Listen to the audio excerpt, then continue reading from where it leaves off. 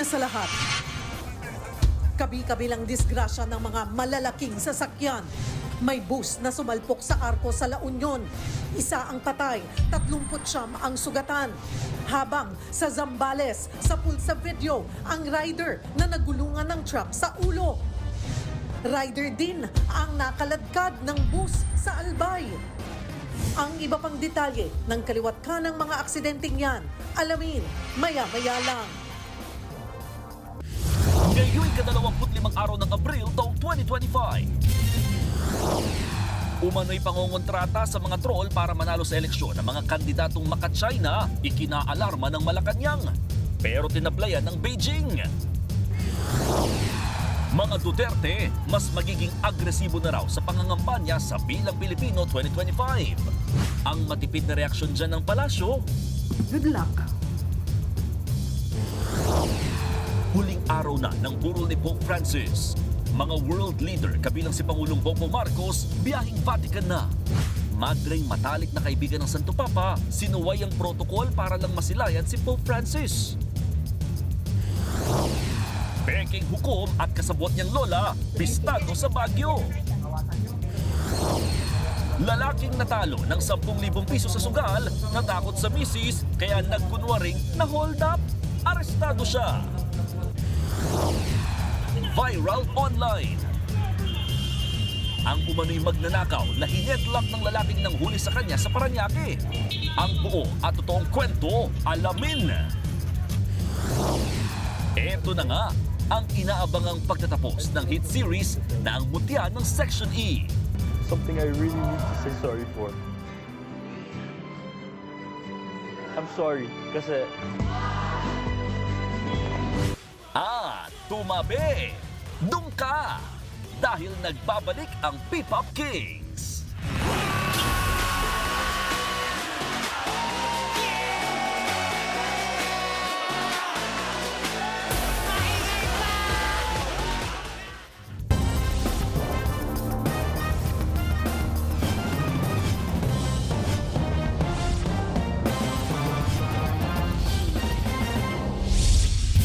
Bumangga sa arko ang isang pampasaherong bus sa La Union. Isang patay habang 39 ang sugatan. Mahigit isang oras bago na ilabas ng bus ang mga pasahero. Nasa frontline balitang yan si Mon Gualvez. Maingat na inilabas ng mga rescuer ang katawan ng isang lalaki sa bintana ng isang bus. Isa siya sa 39 na sugatang sakay ng bus, kabilang ang driver at konduktor. Habang patay naman ang isang 40 anyos na babaeng pasahero. Mahigit isang oras din bago sila lahat na ilabas. Sumalpok ang pampasaherong bus sa arko sa Burgos, La Union. Kwento ng isang pasaherong nakaligtas, bago pa raw ang aksidente, bumilis ang takbo ng bus sa pababang bahagi ng kalsada. Doon sa abad na kaliwan doon, bubung, ganun, tapos pabilis na pabilis yun. Tapos diretso nagka-wiggle-wiggle. Tapos may yung prena eh. Para makalabas, binasag nila ang mga bintana at humingi ng saklolo. Narinig namin na may bumusina mula doon sa taas pa ng bahay na yan. Medyo matagal, tapos nung dumiretso na rito na sumapok dyan sa may poste ng arko. Medyo malakas talaga sir, kasi malayo yung yung buwelo doon pa lang sa taas. Tapos solid yung tunog nung yung pagbangga. Sa inisyal na investigasyon, nagkaaberya umano ang bus. Prior sa nangyari is pilit na ipasok sa gear ng driver na ikakambyo, kasamang palad, yun lalong bumilis yung sasakyan. Ayon sa mga residente, hindi ito ang unang beses na may bumangga sa arko. Patuloy pang investigasyon sa insidente. Nagbabalita mula sa frontline, Mon Gualvez, News 5. Napalabas ng gusali ang ilang residente dahil sa usok mula sa nasunog na kainan sa Makati City. Ang ilan sa kanila nahirapang huminga. Nasa frontline ng balitang yan, si Nina Ong Pauco. Nabulabog ng sunog ang tulog ng ilang residente sa residential building sa Makati City bandang 1:30 ng madaling araw kanina. Nagsimula ang sunog sa stockroom ng isang kainan sa gusali. Hindi naman lumaki ang apoy pero lumikas ang mga residente ng 5 palapag na gusali dahil sa usok. Wala namang apoy pero usok, yun ang mabigat doon sa suffocate. So ang ginawa namin, nagbantay na kami sa baba para wala nang makapasok na iba. Kabilang sa lumikas ang ilang may kasamang bata. Gaya na lang ng babaeng ito, nakasama pa ang 6 na buwang gulang niyang anak. Wala na po kaming makita pagbaba namin kasi nga sobrang usok na po. Pagbaba namin, maluha na yung mata ng baby ko po eh. May mga nagsalba din ng kanilang mga alagang hayop. Napula rin ang sunog makalipas ang halos 1 oras. Wala namang naiulat na nasawi o malubhang nasugatan. Pero may ilang residenteng nakaranas ng paninikip ng dibdib at hirap sa paghinga. Agad naman silang nilapatan ng paunang lunas ng mga rumisponding ambulansya at hindi na kailangang dalhin sa ospital. Isa sa mga tinitignan posibleng sanhi ng sunog ang abere sa linya ng kuryente sa stockroom ng kainan. Tinatayang aabot sa 1.6 million pesos ang halaga ng pinsalang iniwan ng sunog. Nagbabalita mula sa Frontline, Nina Ongpauco, News 5.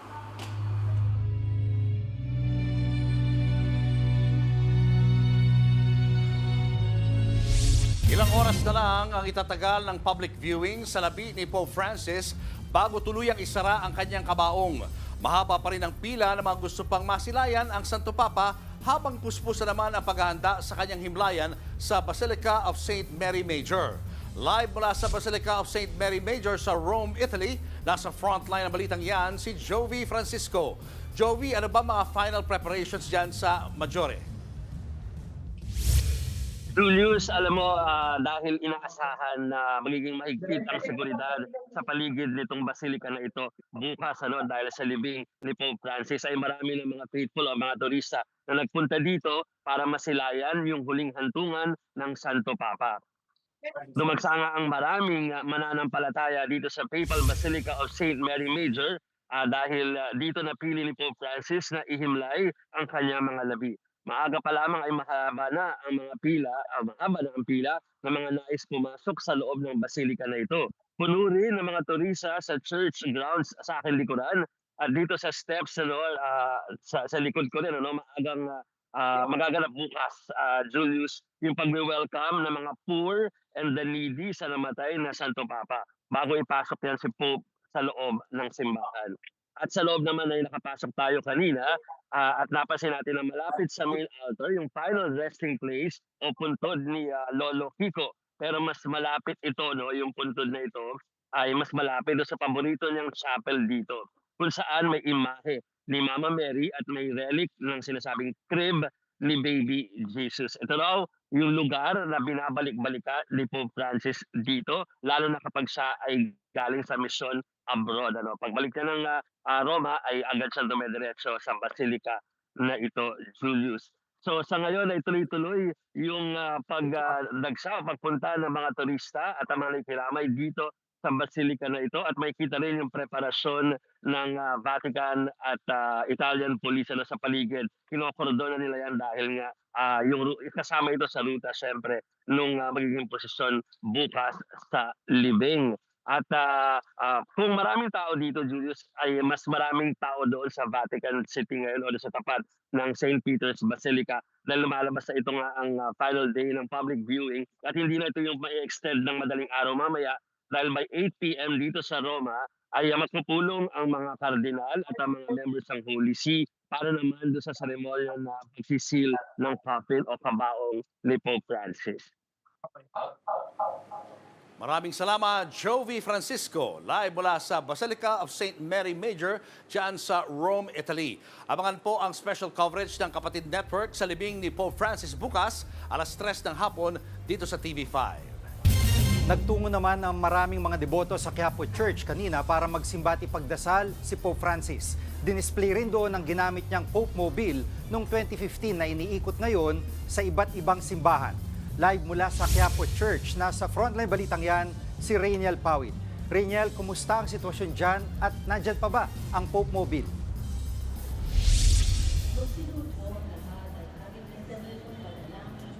Jiggy, bueno manong ang umarangkada rito sa may Quiapo Church yung Pope Jeep na dinubog naman ng mga deboto at matapos nga dito sa Quiapo ay idiniretso na ito sa Santuario de San Antonio sa Makati. Bitbit ang kanyang rosaryo na binasbasan ni Pope Francis nagtungo sa Santuario de San Antonio Parish sa Makati si Rita kaninang tanghali.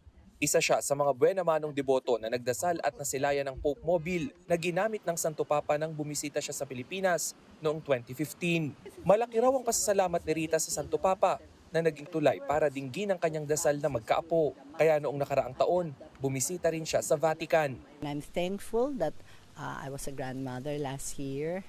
I was thankful also when we went there because I just went to the States. I had a new grandson.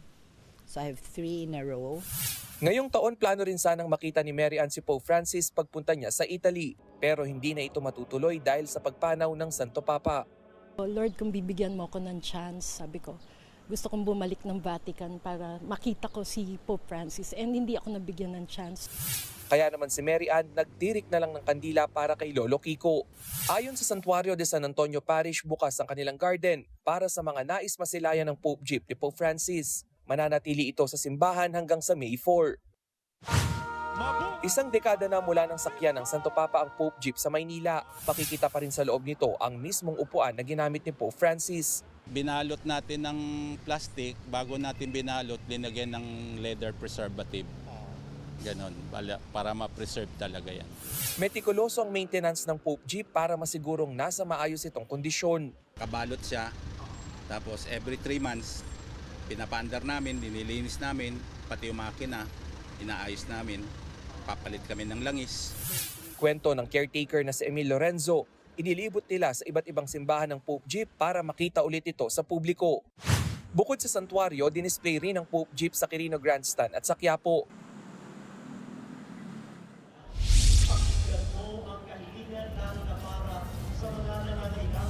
Jiggy, tuloy-tuloy nga ang misa rito sa Quiapo at karamihan sa mga deboto na nagpunta rito ay nakausap din natin. No? At kanilang ang sinabi na partikular na ang pagpunta nila dito ay para kay Lolo Kiko kung kanilang tawagin. Nagdasal sila dahil sa naging buhay ng Santo Papa at nabigyan sila ng inspirasyon na mabuhay sa pagpapakumbaba. Jiggy. Maraming salamat, Reynel Pawid.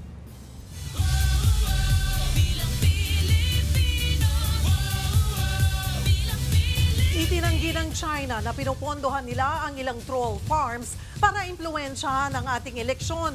Duda naman dyan ang ating gobyerno, lalo't matibay daw ang inilatag na mga ebidensya sa pagdinig ng Senado. Nasa frontline ng balitang yan, si Brian Castillo.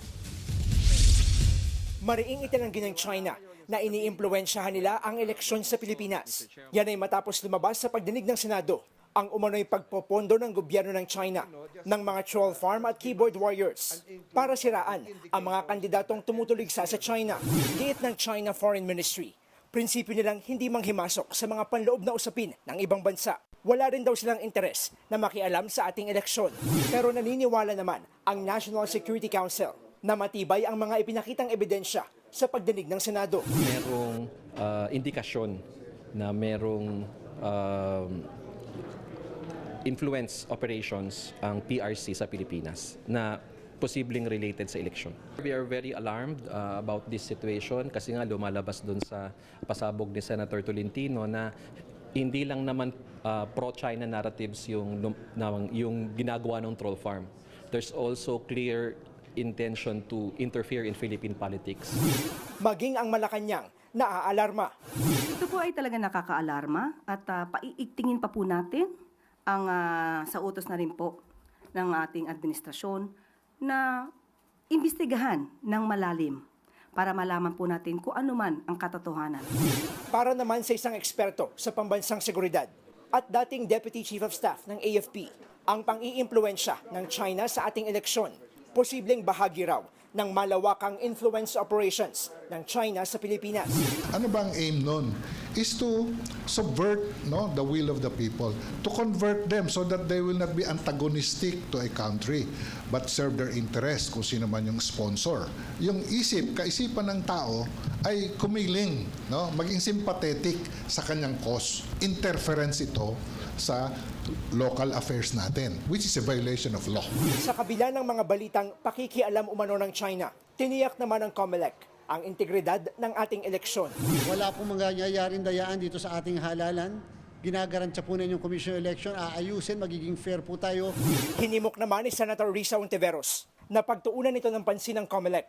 Lalo't isang election offense daw ang pang-iimpluwensya ng ibang bansa. Kailangan din daw managot ang sinumang Pilipinong nakikipagsabuatan sa mga dayuhan. Nagbabalita mula sa frontline, Brian Castillo, News 5. showbiz, eto na nga! Mga kapatid, eto na nga ang mga maiinit na showbiz balita ngayong Biyernes. Malungkot na ibinalita ng pamilya ng international drag artist at resident judge ng Drag Race Philippines na si Jiggly Caliente o Bianca Castro ang tungkol sa pinagdaraanan niyang pagsubok sa kalusugan. Sa pahayag ng kanyang pamilya, kinailangang putulin ang kanang binti ni Jiggly dahil sa matinding impeksyon. Hindi rin muna tatanggap ng kahit anong public engagement si Jiggly. Hindi na rin siya makakasama bilang judge sa upcoming season ng Drag Race Philippines. Sa gitna ng kanilang mabigat na pinagdaraanan, hiniling ng pamilya na sana'y irespeto ang kanilang privacy. Nagpasalamat din sila sa patuloy na suporta at panalangin para sa tuluyang paggaling ni Jiggly. Eto pa nga, niyanig ng isang Pinoy ang baking world nang manalo sa sikat na show na The Great Australian Bake Off. Kilalanin natin ang full-time nurse, cancer survivor at self-taught baker na nagpakilala sa panlasang Pinoy sa Australia. Nasa frontline ng balitang yan, si MJ Marfori. Ube halaya cheesecake, bibingka scones. Ilan lang ito sa mga kinahuhumalingan ngayon sa Land Down Under. Salamat sa Pinoy baking master na si Arvin Garcia, ang kauna-unahang Pilipino at lalaki na nanalo sa hit show na The Great Australian Bake Off ng BBC. Personal goal daw talaga ni Arvin, pasikatin ang Pinoy ingredients worldwide. During the show, I tried to use Filipino flavors talaga para unique and something na it's a chance for them to try and see what they think about it. Pero bago sumakses sa buhay, maraming challenges muna ang pinagdaanan ni Arvin. After passing the board exams, mga 2 months after that, na-diagnose ako with Hodgkin's lymphoma. Pero imbis na magpadala sa lungkot, lalo na-inspire si Arvin na lumaban sa buhay. 2009 nang maging cancer-free na siya. 2014 naman, lumipat si Arvin sa Melbourne, Australia para ipagpatuloy ang expertise sa nursing. Hanggang sa aksidenteng nagsimula ang kanyang baking journey. Dahil hirap din siya noon na makahanap ng kanyang Pinoy food favorites. Nung nag-move ako dito sa Australia, nakakamiss yung mga kinalakihan kong mga dishes sa atin, especially yung pandesal, yung ube, yung mga desserts na gano'n. Correct. So back 10 years ago, hindi pa gano'n ka-easy i-access yung Filipino food dito sa Melbourne. Hanggang sa ang self-taught baker na isali sa baking show na nagpabago ng buhay niya. Sa ngayon, busy si Arvin sa local tour sa Australia, lalo na para sa mga kababayan natin doon. Pangarap niya na soon makapag-open ng bake shop sa iba't ibang bahagi ng mundo, lalo na sa Pilipinas. May pro tip naman si Arvin para sa mga nangangarap ding sumakses kagaya niya. Start small. Like, don't wait for the perfect time. Don't wait to have a big kitchen or to have all this fancy equipment. Kahit na oven toaster lang yan, no? You can start baking. Laban. You can start creating. Laban lang. Panoorin ang journey ni Arvin sa The Great Australian Bake Off tuwing Sabado, 9 p.m. sa Channel 202 sa Signal TV. Nagbabalita mula sa Frontline, MJ Marfori, News 5. Susunod sa Pulsa Video, rider nakaladkad ng humaharurot na bus. Hold up ni modus ng isang lalaki, bistado. Perang nawala, nilustay pala sa sugal. Kasunod ng kanyang lantarang pagsuporta, Vice President Sara Duterte hiniritan si Senadora Amy Marcos. Pagpalit ka na po ng apelido mo. Ay, sorry. Romualdez pala ang middle name mo. At celebrity couple na sina Christine Reyes at Marco Gumabaw nag-unfollow sa isa't isa. Tanong tuloy ng netizens, hiwalay na ba? Abangan ang lahat ng yan sa pagbabalik ng Frontline Pilipinas.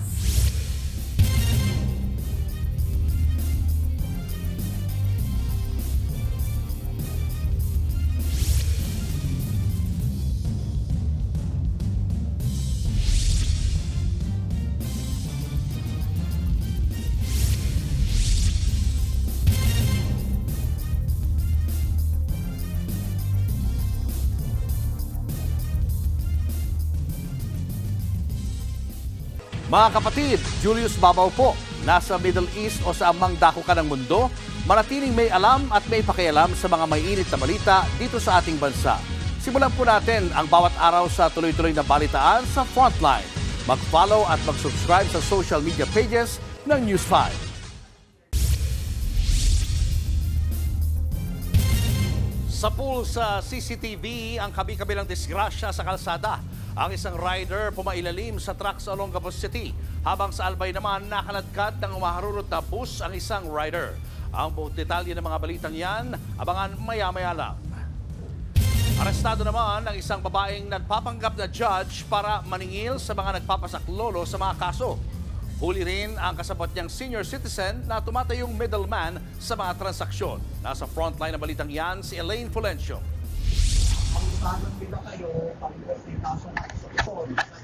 Pinalibutan ng mga ahente ng NBI ang senior citizen na yan sa isang entrapment operation sa Baguio City. Yan ay matapos siyang ireklamo ng pangingikil. Sa investigasyon, lumapit daw ang akusado sa mag-asawang natalo sa kasong may kinalaman sa lupa at nagsabing may kakilala siyang judge. Tutulungan daw sila ng judge pero kailangang magbayad ng 200,000 pesos. Sinabi ko sa kanila na may kakilala ko siyang judge na may malakas ang communication niya at maraming kakilala dun sa Court of Appeals or sa Supreme Court. Siya na ang bahala para ilakad yung appeal case nila in order for them to have or to obtain a favorable decision sa appeal nila. Nang hingi raw ng paunang bayad na 30,000 pesos ang nagpapakilalang judge, agad na nagpadala ng pera ang mag-asawa. Muli raw naningil ang middleman ng karagdagang 50,000 pesos para maproseso na ang kanilang kaso. Pero nagduda na ang mag-asawa at napag-alaman na nagpapanggap lang na judge ang kanilang katransaksyon. Muling nagkasa ng entrapment operation ng NBI at nahuli ang kasabwat ng senior citizen na nagpapakilalang RTC judge. Mangiyak-iyak ang babaeng peking judge ng arestuhin. Hindi raw ito ang unang beses na nakapambiktima ang dalawa. Sinampahan na ng reklamong robbery extortion ng dalawang sospek. Nagsampa rin ng reklamo ang totoong judge laban sa peking judge na gumamit sa kanyang pagkakakilanlan. Muli namang nagpaalalang otoridad sa publiko na dumaan sa tamang proseso. Kasi at least po yun, alam natin na yun talaga yung nasa batas eh. May procedure ho kasi tayo when it comes to these cases. So we have to follow it. Nagbabalita mula sa Frontline, Elaine Fulgencio, News 5. Sa pool sa CCTV ang pagkaladkad ng pampasaherong bus sa isang motorsiklo sa Albay, habang sa Olongapo City sa pang-rider ang nadisgrasya ng pumailalim at magulungan ng truck. Nasa Frontline balitang yan si Brian Basa. Sa kuhang ito ng CCTV sa Barangay Daang Kabalan, Olongapo City sa Zambales, makikita ang isang rider na lumiko sa kalsada. Ilang saglit lang, sumalubong at bumangga ang motorsiklo sa dumaang truck na may kargang mga alak. Pumailalim pa ang rider sa gulong. Dahil dyan, dead on the spot ang motorista. Batay sa investigasyon, iniwasan ng biktima ang isang motor na nakasalubong nito bago lumiko. Pero hindi na niya natansya ang truck, kaya nahagip siya nito. Nauwi sa arigluhan ang insidente. Sa pool sa CCTV sa Ligao City, Albay, ang pagkaladkad ng humaharurot na bus sa isang motorsiklo. Parehong lumiko sa kaliwang linya ang dalawang sasakyan. Ayon sa mga pulis, posibleng hindi napansin ng rider na nakasunod sa kanya ang bus nang bigla siyang kumabig pakaliwa. Ang driver ng bus naman akmang i-overtake ang motor, kaya ito pumunta sa kabilang linya. Nasa ICU pa ang sugatang rider habang nahaharap ang bus driver sa reklamong reckless imprudence resulting in serious physical injuries. Nagbabalita mula sa Frontline, Brian Basa, News 5.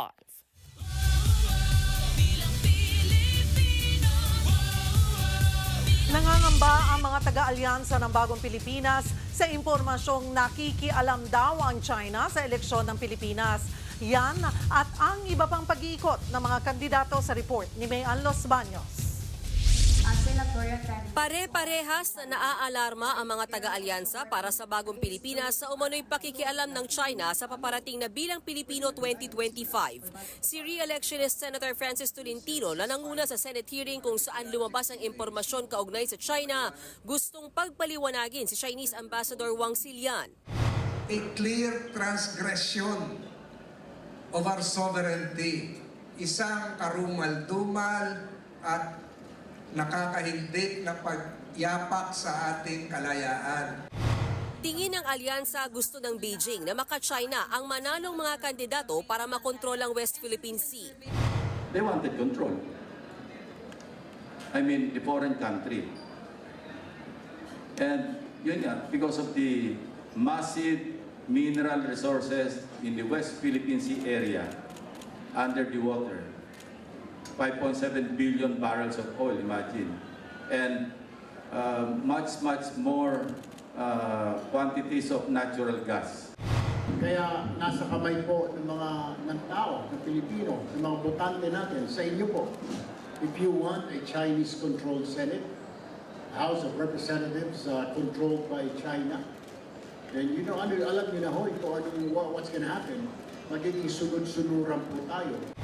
Dinipensahan naman ng mga kandidato ng alyansa ang patutsyada ni VP Sara Duterte sa planong pagbibenta ng 20 pesos na bigas sa Visayas. Ganun talaga eh. Whatever timing it is, kahit last year pa yun, sasabihin niya rin konektado sa election. Ganun talaga. You will never be able to please everyone.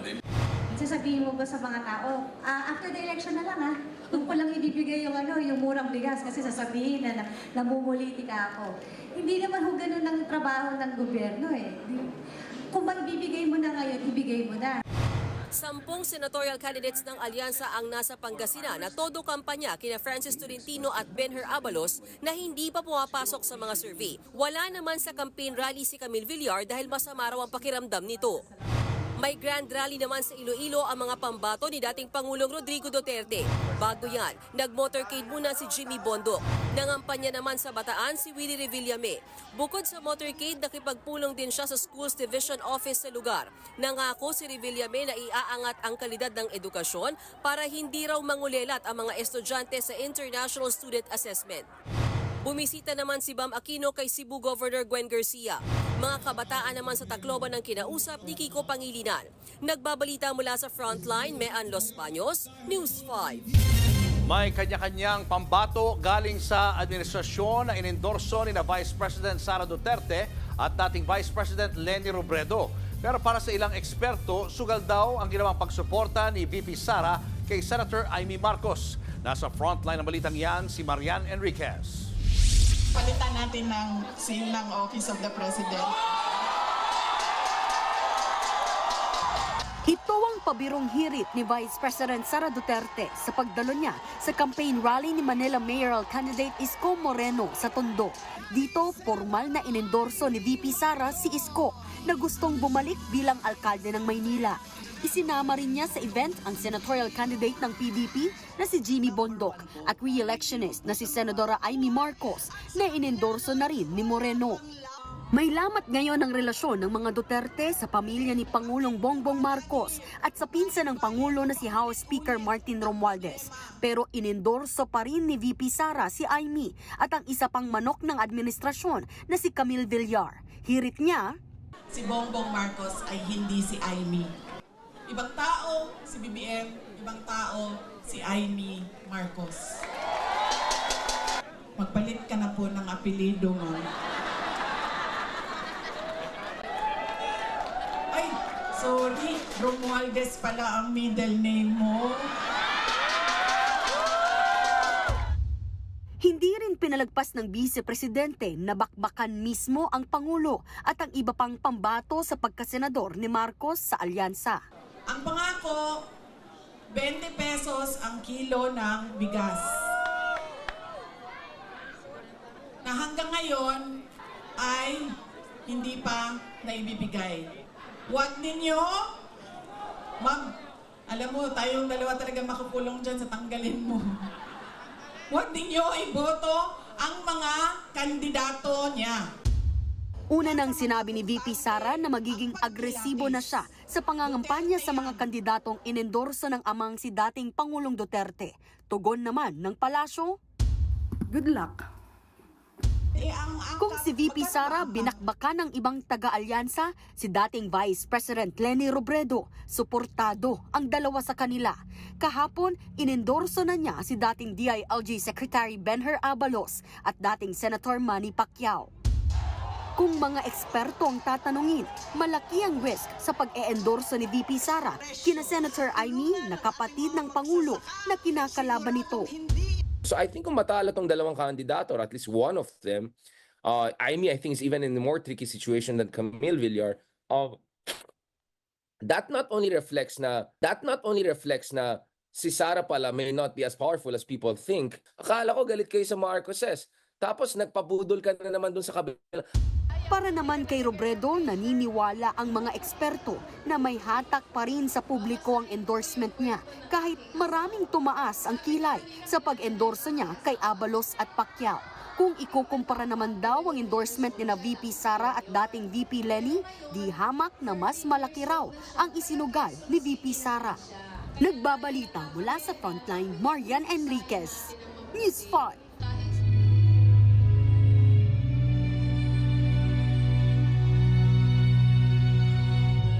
Pinangunahan ni Cardinal Tagle ang pagrorosaryo sa Rome, Italy para sa yumang si Pope Francis. At live mula sa Basilica of St. Mary Major sa Rome, Italy, nasa frontline balitang yan si Jovi Francisco.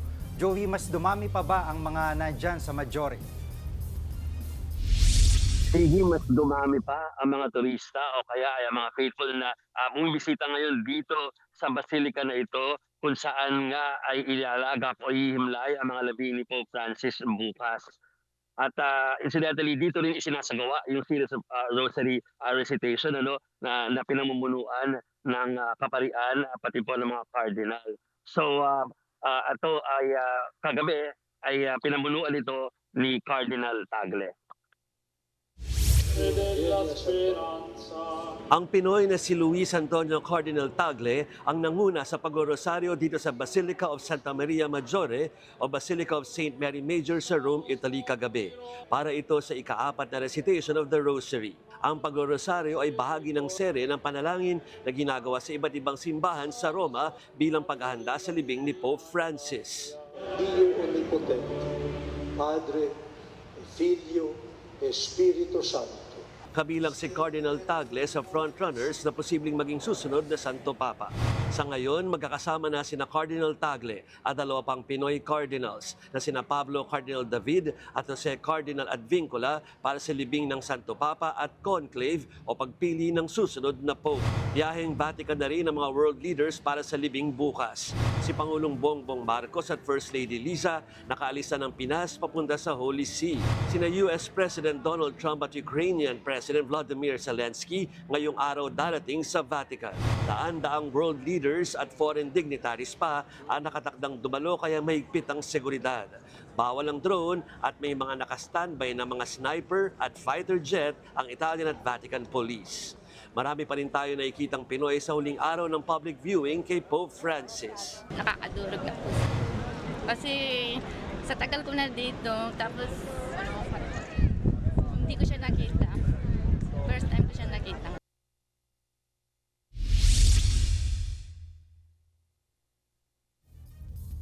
Ziggy, yung tatlong cardinal na galing ng Pilipinas ay kumpirmadong dadalo mamaya sa St. Peter's Basilica dahil doon gaganapin yung tinatawag na sealing of the coffin o yung pagsasara ng kabaong ni Pope Francis at ang pagtatapos ng public viewing. So abangan sana ng ating mga kapatid ang ating special coverage bukas sa libing ni Pope Francis. Ito ay magsisimula ng 3:00 ng hapon dyan sa Pilipinas. Gigi. Maraming salamat, Jovi Francisco, live mula sa Basilica of St. Mary Major sa Rome, Italy. Showbiz, eto na nga! Mga kapatid, eto na nga. Sunod-sunod ang mga usapang hiwalayan sa showbiz. At ang latest tea, sina Christine Reyes at Marco Gumabaw. Hindi nakaligtas sa netizens ang pag-unfollow nila sa isa't isa. Wala ring makikitang bagong post tungkol sa kanila sina Christine at Marco. Dahilan para lalong umugong ang balitang may pinagdaraanan ang relasyon ng dalawa. Eto pang isa, nag-unfollowan din sina Sofia Andres at Daniel Miranda. Lalo pang naging maingay ang issue dahil sa magkakasunod na cryptic posts ng aktres. Wala pang pahayag ang parehong celebrity couple. Ito pa nga, mixed emotions ng malala ang fans ng hit online series na Ang Mutya ng Section E sa finale episode nito. At sa sobrang tindi, 3 hashtag na may kinalaman sa serye ang nag-trending worldwide. Nasa frontline ng balitang yan, si MJ Marford. Wow! May pa-billboard sa EDSA? Ganyan ipinagdiriwang ng mega fans ng hit Wattpad adaptation show na Ang Mutya ng Section E ang finale episode ng show ngayong araw. Ang fans sa mga bida na sina Andres Mulak at Ashton Olviga na kung tawagin ay Ash Dress ang nag-edit at nagpa-play nito along the busiest road ng Pilipinas. Ang nakalagay pa nga, all for Ash Dress. Sa finale episode kagabi, umami na si Kiefer sa kanyang tunay na feelings for JJ. Paano na si Yuri? Ang mga ganap sa finale, isang matinding emotional roller coaster para sa fans. Trending nga worldwide sa X ang hashtags na ang sensational finale, J Fernity and Beyond at Ash Desirable Love Team. Sa kanyang social media, nagpasalamat naman si Ashton sa lahat ng mga nakatrabaho sa online serye at sa mga nagtiwala sa kanya na buhayin ang karakter ni JJ. Unexpected daw ang bond na nabuo ng cast ng Ang Mutya ng Section E. Sa ngayon, abala na nga sila para sa rehearsals ng kanilang Grand Fans Day sa May 1 at 2 sa New Frontier Theater. Kung may book 2, yan ang dapat abangan. Nagbabalita mula sa Frontline, MJ Marfori, News 5. Susunod, shoplifter na sinakal ng lalaki nakahuli sa kanya, viral sa social media. Mga tumatakbong mayor ng Maynila na sina Isko Moreno at Sam Bersoza, pinagpapaliwanag ng COMELEC dahil sa umano'y vote buying. At lalaking natakot sa misis matapos may patalo sa sugal ang 10,000 pisong pera nila, nagpanggap na lang na na-hold up. Yan at iba pa sa pagbabalik ng Frontline Pilipinas.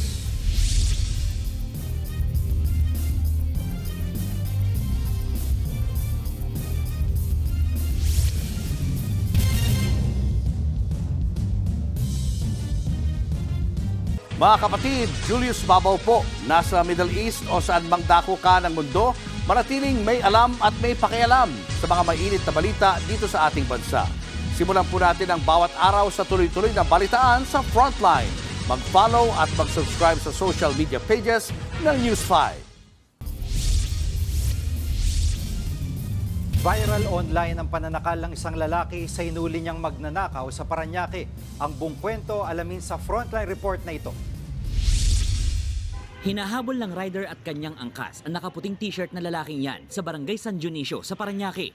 Ang lalaki, isa raw shoplifter sa isang convenience store. Nang maabutan sa bangketa, agad bumaba ang nakaitim na polo. Saka hinedlock ang lalaki. Rumesback pa nga ang isang rider na naka-helmet. Saka nakihawak sa braso ng lalaki. Sinubukang pumiglas ng kawatan, pero panay ang headlock sa kanya.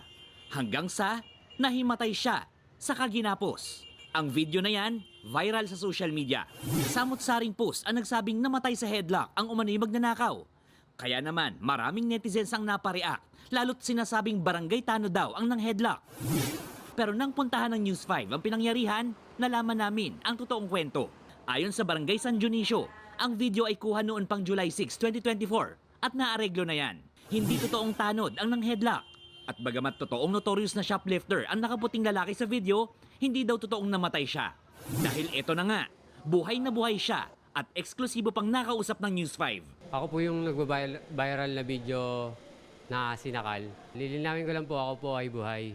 Last year pa po yun eh. Dahil sa maling impormasyon na kumakalat online, panawagan ng barangay sa nagpakalat ng lumang video. Nais din po sana namin na humingi ng public apology ang Parañaque ngayon ukol sa nire-upload niyang video tungkol sa magnanakaw na sinakal. Nagbabalita mula sa Frontline, Gerard de la Peña, News 5. Nagkalat na nga online ang mga fake news. Tandaan, hindi porket viral, totoo. At hindi porket trending, tama. Panahon na para manindigan. Kasama si Corina Sanchez Rojas, maghaharapan sa linggo, April 27, ang ilang mainstream media versus social media influencers. Sino nga ba ang dapat paniwalaan sa panahon ng halalan? Mapapanood yan alas 10 ng gabi sa One News at Signal TV channel. Available din sa Signal Play.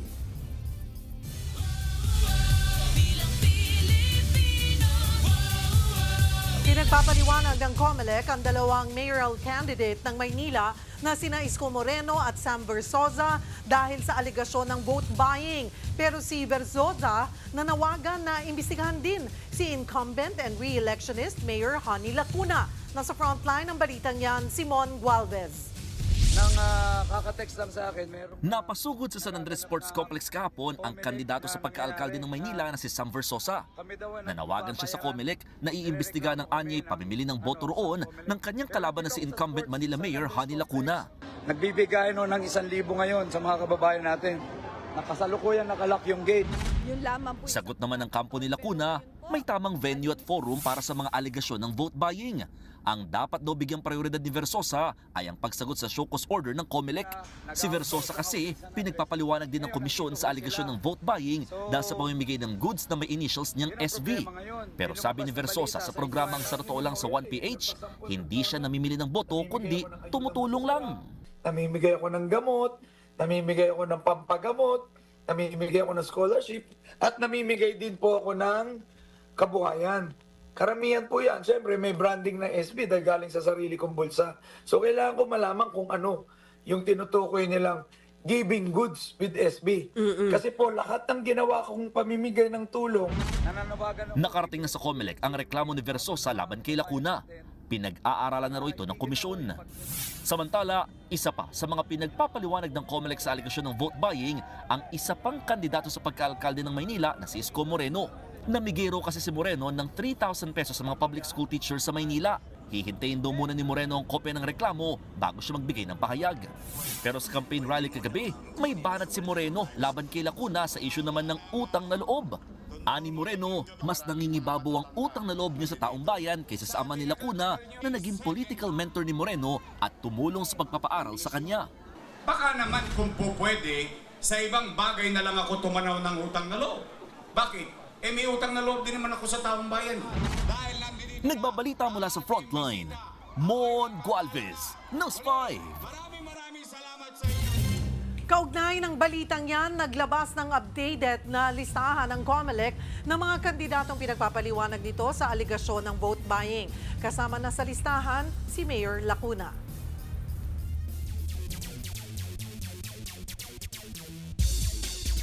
Para sa latest update sa frontline ng sports, nagbabalik ang kapatid dating si Denise Tan. Welcome back, Denise.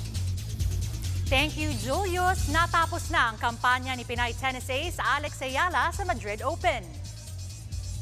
Natalo siya sa world number 2 at defending champion na si Iga Swiatek. Maganda ang simula ni Ayala at naipanalo pa niya ang first set 6-4. Nagtay pa sila ni Iga sa 1 punto sa second set 4-4. Pero doon na nagpakita ng dominance ang champion at kinuha ang momentum. Nakuha na niya ang 2 pang sumunod na set.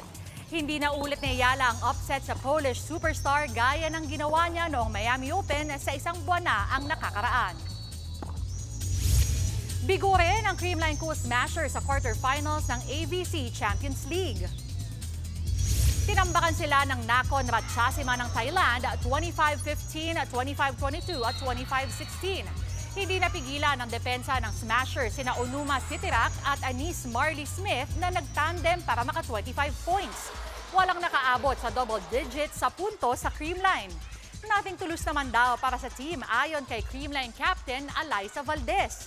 Marami raw silang natutunan sa international game experience at i-cheer din daw ng Creamline ang natitirang Pinoy team sa tournament na Petrogas Angels. Diyan lang kayo, may sports news pa tayo mamaya. Susunod sa pulsa video, eroplano bumagsak sa beach sa Thailand. 5 ang patay. Lalaking pinangsugal ang perang pambayad sana sa kuryente na kunwaring na hold up dahil sa takot sa kanyang misis. At P-Pop Kings na SB19 may pasabog na bagong extended play. Tutok lang mga kapatid, magbabalik pang Frontline Pilipinas.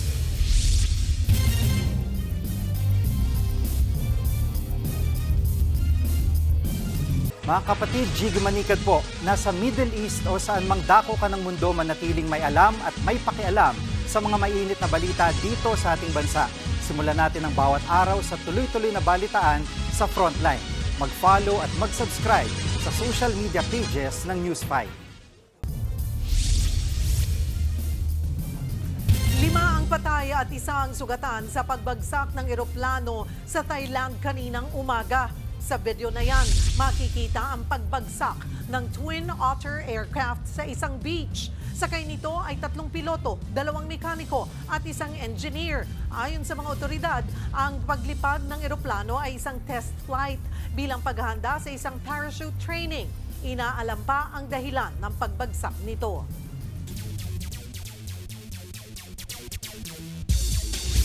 Nagpapatuloy ang mainit na basketball action sa PBA Season 49 Philippine Cup.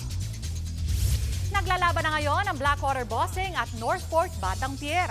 Susubukan ng Bossing na makuha ang una nalang panalo ngayong conference. Kasalukuyang may 2 losses na record ang Blackwater habang may tig-isa namang panalo at talo ang Northport. Mamaya naman maglalaban ang sister teams Barangay Ginebra-Gin Kings at San Miguel Beermen. Target ng Beermen na magbalik sa winning ways matapos matalo ng Magnolia sa nakaraan nilang game. Pero hindi rin basta-basta papatalo ang Ginebra na gusto ng magandang record sa early stage ng tournament. Kinilala ng YouTube bilang isa sa top channels ng media network sa bansa ang One Sports ng MediaQuest Digital. Mayroong mahigit 4.6 million subscribers at mahigit 384 million views na ang One Sports channel. Malaki ang iniambag ng channel para mapanood ng milyong-milyong Pinoy ang Team Pilipinas sa 2024 Paris Olympics.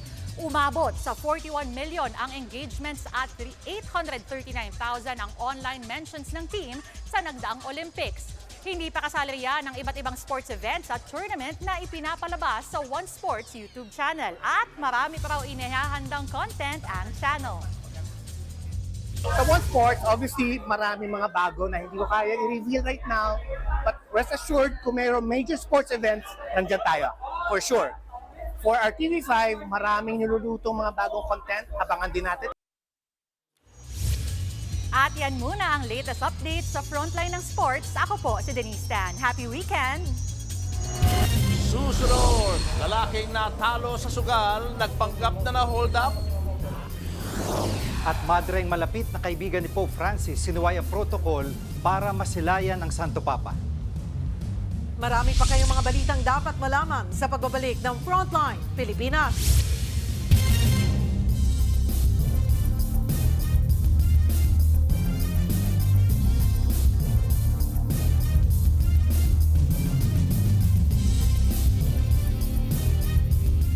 Mga kapatid, Jiggy Manikad po, nasa Middle East o saan mang dako ka ng mundo manatiling may alam at may pakialam sa mga mainit na balita dito sa ating bansa. Simulan natin ang bawat araw sa tuloy-tuloy na balitaan sa Frontline.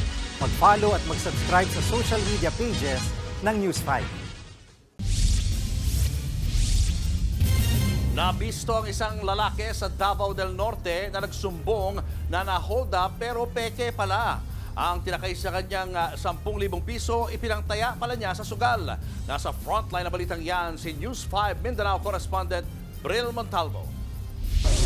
Kulong takakabalan sa kagkaso. Sinungaling kasi. Sermon ang inabot ng lalaking ito mula sa pulis sa Samal, Davao del Norte matapos magpa-blatter na na-hold up umano siya at natangay ang dalang pera. Pero nang imbestigahan, napag-alaman na hold up me pala ang nangyari. Alas 10 ng umaga nitong Miyerkules nang isalaysay ng lalaki sa istasyon ang pang-hold up daw sa kanya. Tinutukan umano siya ng baril ng holdupper at tinangay ang dala niyang 10,000 piso. Dahil sa kanyang sumbong, naalarma ang mga otoridad kaya ipinatigil ang pagpapatawid ng mga tao sa isla hanggat hindi pa nahuli ang sinasabi niyang holdupper. Pero paiba-iba na ang salaysay ng lalaki kaya nagduda ang pulisya. Habang tinitake note namin ang mga sinasabi niya, dinala namin siya sa area para mag-conduct ng investigation doon. at may mga discrepancies sa mga pinagsasabi niya. Dito na nabisto na itinaya lang pala ng suspect sa Small Town Lottery o STL ang 10,000 piso na pambayad pala sana ng kuryente. Aminado naman ang suspect sa kanyang pagsisinungaling. Bigay raw ng misis niya ang pera at ayaw niyang mabisto ang pagsusugal kaya niya pineke ang pang-hold up. Mahaharap siya sa reklamong paglabag sa Presidential Decree 90 o ang pagkakalat ng maling impormasyon. Nagbabalita mula sa Frontline, Bril Montalvo, News 5, Mindanao.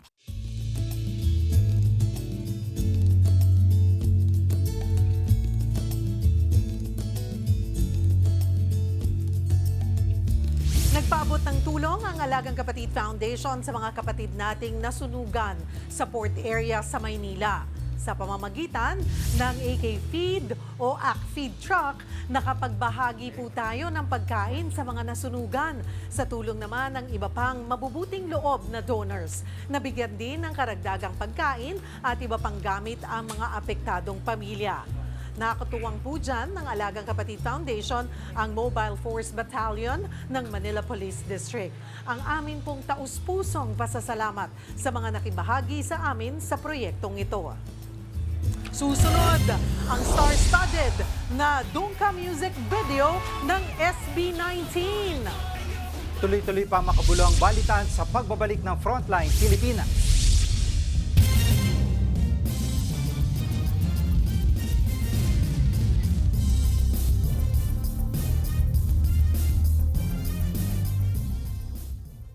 Mga kapatid, Cheryl Cosim po. Nasa Estados Unidos, Canada o saan man dako ka ng mundo, manatiling may alam at may pakialam sa mga maiinit na balita dito sa ating bansa. Simulan natin ang bawat araw sa tuloy-tuloy na balitaan sa Frontline. Mag-follow at mag-subscribe sa social media pages ng News 5.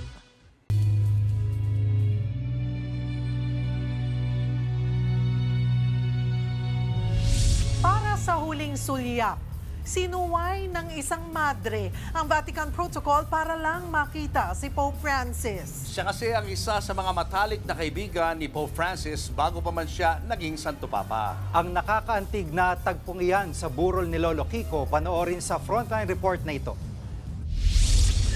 Nang mailipat ang labi ni Pope Francis sa St. Peter's Basilica, nakasanayang unang sumisilip sa yumaong Santo Papa ang mga kardinal at matataas na pwesto ng simbahang Katolika. Protocol din ng Vatican na tanging sila lang ang pwedeng lumagpas sa pulang harang para lumapit sa Santo Papa. Pero sa unang pagkakataon, sa kabila ng mahigpit na patakaran ng Vatican, ineskorta ng opisyal ang isang madreng naka-jacket at nakasuot ng blue habit malapit mismo sa harang. Sa loob ng 7 minuto, humagulgol ang madre habang nakatingin kay Pope Francis. Siya ang 81 years old na si Sister Genevieve Janingro, kilalang matalik na kaibigan ni Pope Francis sa loob ng 4 na dekada. Si Sister Genevieve ay nagtrabaho sa LGBTQIA+ community. Siya rin ang naglalapit kay Pope Francis sa iba't ibang sektor ng lipunan sa kanyang weekly general audience sa St. Peter's Basilica. Ang eksenang yan, nagpaantig sa libo-libong netizens. Nagbabalita mula sa Frontline, Maricel Halili, News 5. Deserve naman niya yun. Oo, siya pala yung malapit sa Santo Papa na hindi natin nalalaman. Oo, 4 na dekada. Kaya naglalapit dun sa iba't ibang sektor. Oo. So ngayon ang huling gabi, no, para makita ang mga labi ni Pope Francis at sa Saturday na ang kanyang libing. At sinasabi, shorter yung ngayong gabi para maihanda si Pope Francis tomorrow. Kaya nabangan na lang po natin ating special coverage. Yes. At yan ang mga balita at impormasyong dapat nyo malaman sa araw na ito. Mga balita para sa may alam at may pakialam. Kami ang inyong mga kasangga sa Frontline Pilipinas.